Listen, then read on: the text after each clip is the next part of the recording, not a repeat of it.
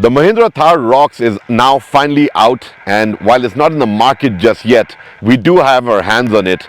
But before I get talking about the Roxx itself, this video is about talking about the Thar brand and how it has grown in the country. So with me over here, what I have is all three versions of what make up brand Mahindra Thar. So in this video, we're going to get down to the details of each one and talk about how this brand has sort of gone through an evolution to go from this all the way to that.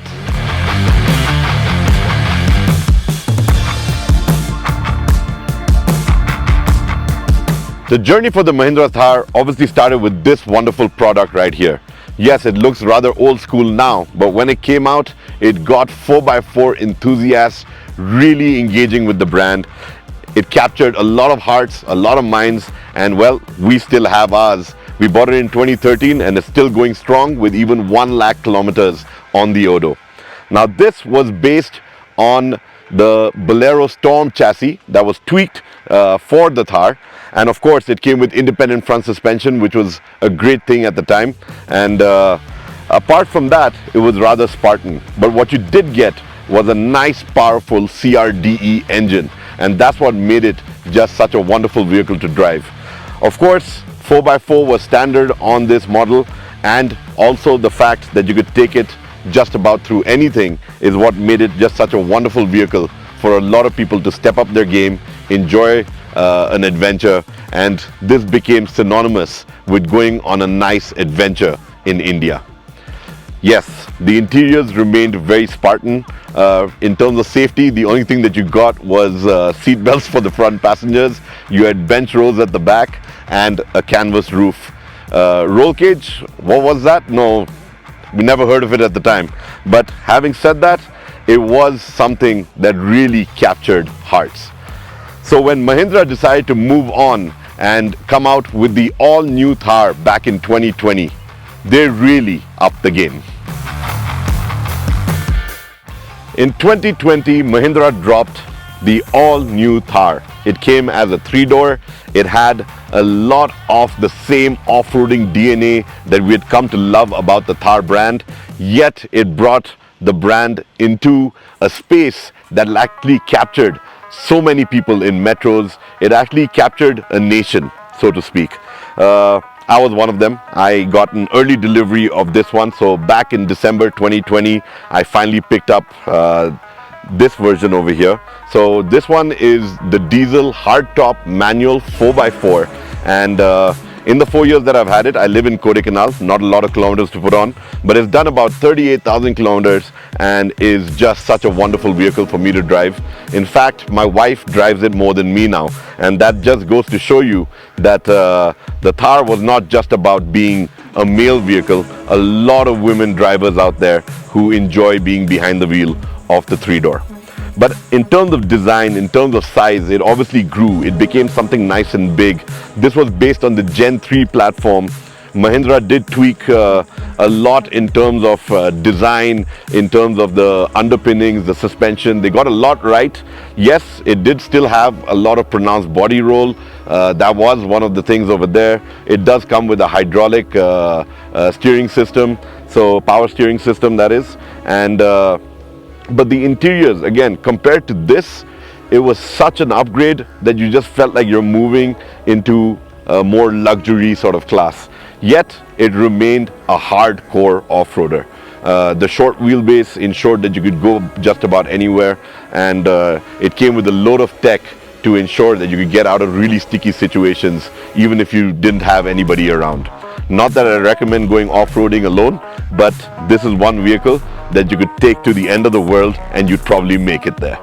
Now, while this version did get a lot of people thinking that, wow, this is such a great and amazing lifestyle vehicle, yes, the 3-door design did have its shortcomings. There was questions about boot space, about all of that. And I think Mahindra over here, what they didn't see was a negative review. What they saw was a brilliant opportunity, which when they've translated to a product, it has come out as outstanding.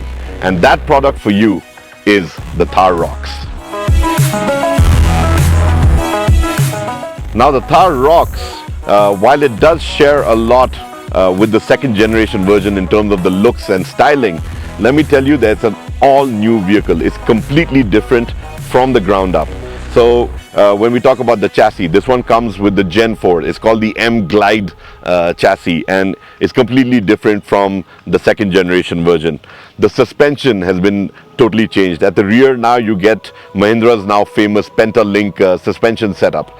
So that's again a massive change. What hasn't changed between the Gen 2 and the Roxx is the engine offering. So on the diesel, which I have here, you still get the 2.2 liter M-Hawk.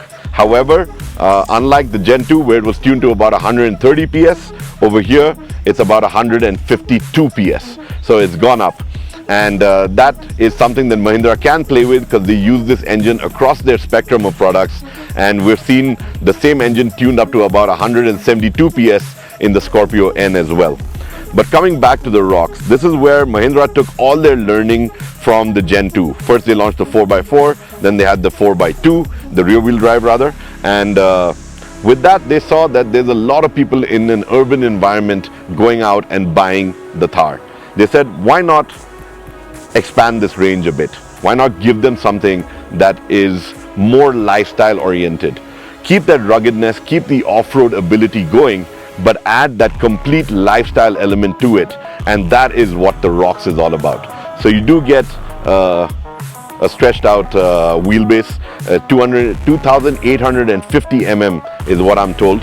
And what that does is it frees up enough cabin space for you to get a nice second row in there, which is very comfortable even for tall people like me. You get the added 2 doors, so ingress and egress is very easy.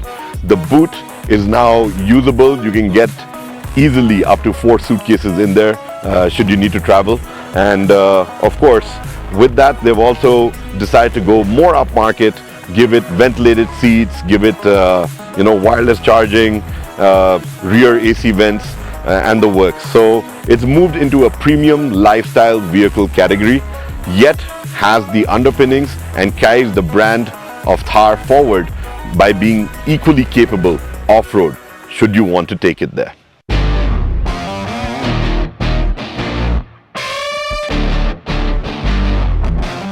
At the end of the day, these vehicles are as different from each other as chalk and cheese. The only thing that they carry forward is the legacy and the brand, Thar.